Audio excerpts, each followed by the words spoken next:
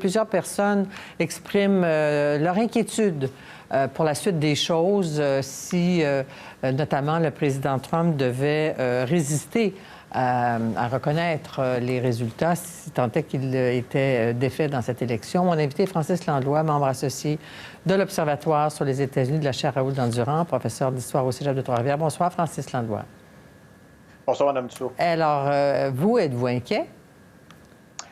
Non, je ne pense pas qu'il va y avoir de violence à grande échelle. Évidemment, il peut y avoir des accrochages ponctuels, il peut y avoir des débordements dans certains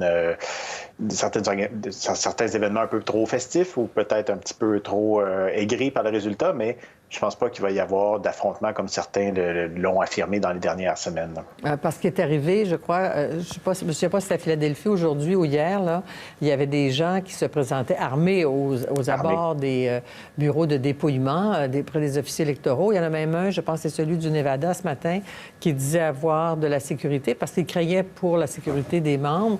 Est-ce que les appels, je pense à M. Trump lorsqu'il parlait lors du dernier débat là, à certains groupes, stand by, stand up, là.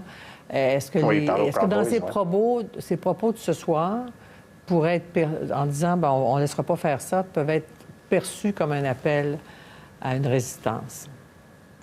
En fait, c'est exactement la différence entre aujourd'hui et les grandes émeutes, manifestations et grandes flambées de violence des années 60, c'est que les gens un peu plus extrémistes trouvent écho à la Maison-Blanche. Et effectivement, il y a une certaine frange beaucoup plus à droite qui veut prendre les choses en main, qui a été encouragée par le président et qui risque effectivement de prendre les choses en main, si on le veut, donc prendre les armes et donc de descendre dans la rue et de mettre de la pression par la violence sur les officiels, des gens qu'on constitue souvent à droite, qu'on appelle des accélérationnistes, des gens qui veulent faire arriver plus vite la grande utopie blanche, ou encore des supporters du président qui ont déjà manifesté de façon armée. On l'a vu, par exemple, à Lansing, au Michigan. Donc, ils sont allés voir au Capitole les élus et ils étaient là avec gilet pare-balles, fusil d'assaut et tout. Ils disaient qu'ils étaient là de façon pacifique, mais évidemment, se faire visiter par des gens qui sont armés, c'est une forme d'intimidation. La même chose, ces gens-là ont aussi, eux, ils disaient qu'ils étaient là pour encadrer les manifestations qui entouraient la mort de George Floyd, là, donc les manifestations tenues par notamment Black Lives Matter. Bien, ces gens-là étaient là aussi pour intimider la population. Puis bien évidemment, on a vu des accrochages. À Kenosha, par exemple, il y a eu un mort. Ça risque d'arriver. Oui, parce que M. Trump, lors de la campagne, a souvent accusé M. Biden d'être resté silencieux devant ce qu'il appelait des émeutes. Il généralisait l'ensemble des manifestations en disant qu'il y avait donc de la violence, du cassage, une sorte de débordement. Et M. Biden disait non, 99% des manifestations sont pacifiques, alors qu'on a vu des milices à l'œuvre dans les derniers mois. Est-ce que la violence a un camp?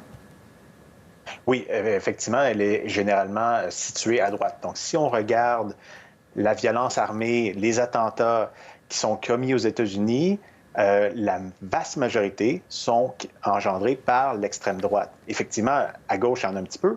Et oui, il y a eu du terrorisme islamiste aux États-Unis, mais les morts, les attentats, les attaques, et évidemment, la propagande ou les propos haineux sont tenus essentiellement à droite. Un rapport du FBI, publié en octobre 2020, le mentionne, c'était marqué à la page 18, donc que la vraie menace, la menace la plus potentielle aux États-Unis de problèmes de sécurité, si on veut, c'est tenu par les suprémacistes blancs et la frange accélérationniste du mouvement d'extrême droite. Ça, c'est clair. Est-ce que l'esprit de la Constitution puis du deuxième amendement, avec la reconnaissance de ces milices, n'est pas l'esprit... Est-ce que certains pourraient interpréter la chose? Disons que, un scénario, M. Biden gagne, M.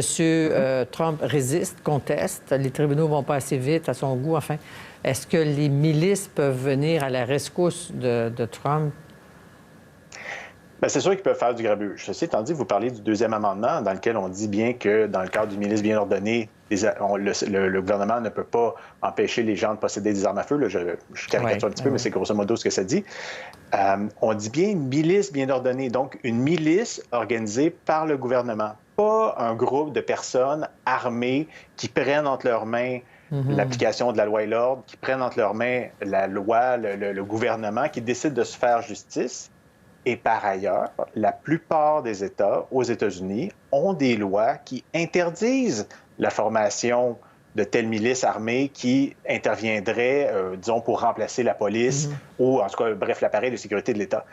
Donc, c'est un détournement du sens du deuxième amendement qui a été fait, et ça s'est fait sur 30 ans, ça date au moins des années 90, hein, qui était un peu l'âge d'or des milices, qui sont réapparus essentiellement depuis 2008. Donc, l'élection de Barack Obama, hein, pour eux, pour les gens à l'extrême droite, c'était vraiment l'avènement du nouvel ordre, ou en tout cas la première étape de l'avènement d'un nouvel ordre, où est-ce que le gouvernement allait prendre le contrôle de la population et opprimer l'ensemble de la population. Là. Alors, ça va être une situation à suivre. On ne souhaite pas d'explosion de violence, bien sûr, mais on compte sur vous pour nous éclairer sur ces situations-là. Francis Langlois, c'est toujours un plaisir de vous parler. Merci d'avoir accepté notre invitation.